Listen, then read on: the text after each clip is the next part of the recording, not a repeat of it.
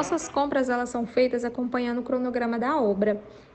Antes da fundação, a gente cria um cronograma dentro daquele sistema Project e dentro desse cronograma a gente define, né, a duração das atividades, quais são as predecessoras, qual que é a latência da atividade, qual que é o sequenciamento bloco a bloco.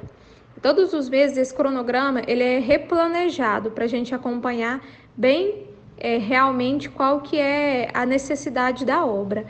De acordo com esse replanejamento, a gente tem um cronograma sempre atualizado, se as atividades estão atrasadas, se vão demorar a iniciar, se vão iniciar no próximo mês e assim sucessivamente. A partir desse cronograma atualizado, a gente começa a fazer a compra dos nossos pedidos. Né? A gente coloca aí, a gente tem uma data inicial que o serviço vai começar, a gente tem a quantidade de dias que o fornecedor nos pede para entregar o material e a gente tem uma quantidade de dias que são necessários para que o sistema da empresa carregue o pedido e aprove o pedido, né? Então, a gente pega a data inicial da atividade, menos quantos dias o fornecedor precisa para me entregar, menos quantos dias a empresa precisa para assinar o pedido. Então, a gente tem aí a data que nós precisamos fazer o pedido. Tem subdivisões dentro dele, onde as estratégias mudam de time para time, as relações mudam de um para o outro. Então, o que a gente precisa entender nesse primeiro momento? Claro que todos esses times respondem a um diretor, que é o José Ronaldo, e o José Ronaldo, junto com os gestores, traça estratégias de como atuar. E essas estratégias depois são compartilhadas e comentadas, né, abertas a cada um dos representantes dos times abaixo. Igual a gente tem o time do Diretos, que compra materiais de grande porte, o time de serviços, o time de logística, o time de eficiência e o time de indiretos, sejam materiais ou serviços, que são itens que auxiliam na execução de um processo, mas não são o processo em si. Mas o pessoal faz reuniões constantemente para que as estratégias entre eles estejam alinhadas e que ninguém saia daquela trilha que foi designada. De fato, o pessoal fica em vídeo constantemente, inclusive a ideia, né, de fazer um processo de centralização também cabe à parte de que estejam todos juntos, para que todos possam discutir as estratégias juntos, auxiliar uns aos outros, sem que a distância dificulte isso. Quando eu falo em estratégias que partem dele, eu falo de ações maiores. Certo. No sentido, por exemplo, igual quando ele designou que os times deveriam fazer as negociações através de leilão. Isso são definições maiores que partem dele. As definições com relação a prazo de pagamento, preços que vão ser contratados, faz parte das metas de cada analista ou cada negociador. Então, para isso, o José Ronaldo não precisa ser consultado. Nós temos os nossos relatórios e indicadores que apontam, por exemplo, o mínimo ao qual é um prazo de pagamento. Então, se a pessoa está contratando qualquer serviço que seja, ela não vai colocar um prazo de pagamento abaixo de 30 dias, porque isso é meta. Com relação aos preços, a gente acompanha os nossos preços pelo um painel chamado IVP. Então, se a pessoa vai contratar algo, ela consulta o IVP, que tem todas as médias de precificação a nível nacional, e assim aquela pessoa não tem interesse em contratar por um valor acima daquele, ou ela vai perder a própria meta. Então, esses números são acompanhados todos os dias, eles são atualizados diariamente. É importante frisar a divisão entre times que eu comentei com você. Por quê? Quando a gente fala dos times, por exemplo, dos diretos, que são os principais materiais do nosso apartamento, a porta, o aço, o acabamento cerâmico, e quando a gente fala do time de serviços, a gente está falando de analistas, pessoas que lidam com poucos fornecedores. São itens mais estratégicos. Então, por exemplo, quem trabalha com aço, trabalha com a Gerdau e com a Arcelor, somente. Outras pessoas que têm outras categorias, como por exemplo EPI, eles lidam com mais de uma dezena de fornecedores. Então, por que eu estou te apontando essa diferença?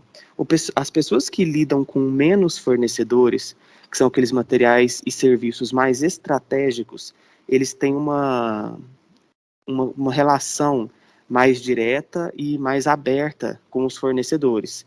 enquanto os outros que têm uma carteira mais ampla não conseguem dar tanta atenção quanto às vezes poderia ser.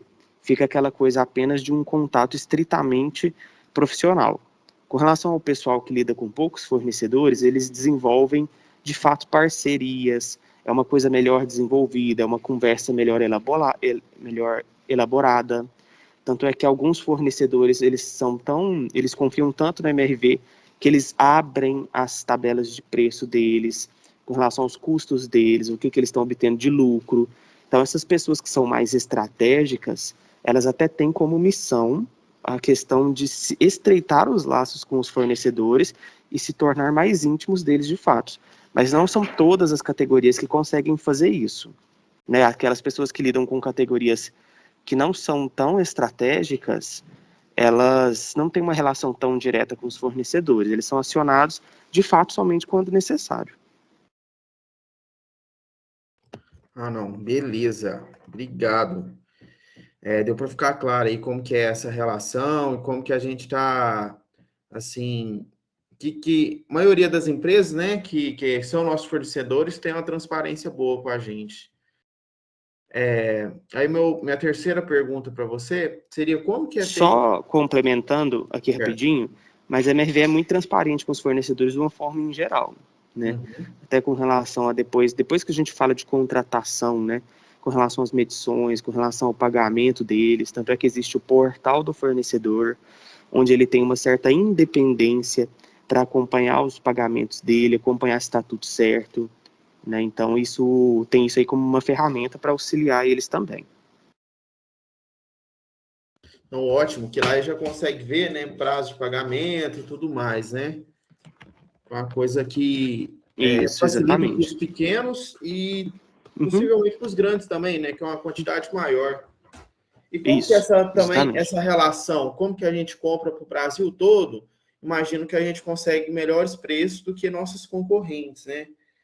A gente tem uma prioridade com isso, então, talvez assim, um desconto, na verdade. Depende, Evaldo. Mesmo sendo fornecedores grandes, às vezes isso não é possível. Por exemplo, vamos falar então só dos principais materiais, né? Quando a gente fala dos maiores materiais de consumo ali das obras. Mesmo alguns sendo maiores, a gente não é tão importante para eles. Por exemplo, a Duratex é o nosso fornecedor de piso laminado. Ele atende todas as obras do Brasil. Ano passado, algumas obras foram atendidas com a Eucatex, mas só para de fato livrar um pouco ali do peso que estava com a Duratex. Mas mesmo sendo compras a nível Brasil, o volume que a MRV representa na Duratex não é relevante.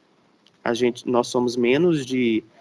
Duratex, a gente é menos de 10% do consumo deles. A Gerdau, a gente é um volume muito menor ainda, a gente é menos de 5% da Gerdau. Então, por mais que a gente pense que é um grande volume, que daria algo muito grande, na realidade não traz. Então, às vezes, existem fornecedores que mais nós ficamos presos a eles do que o contrário. Um segundo ponto, que aí no caso vira para o nosso lado, é com relação, por exemplo, à Alumasa. A Alumasa é o nosso fornecedor de esquadrias. A MRV desenvolveu a Alumasa. Então, a MRV ajuda a Alumasa a crescer. Nesse sentido, a MRV ela é mais de 70% do consumo da Alumasa. Então, a Alumasa é um fornecedor que, entre aspas, está nas nossas mãos. Então, mesmo entre os grandes fornecedores, existe essa dualidade. Tem aqueles nos quais a MRV tem que ceder mais, e tem aqueles no qual o fornecedor é que tem que ceder mais.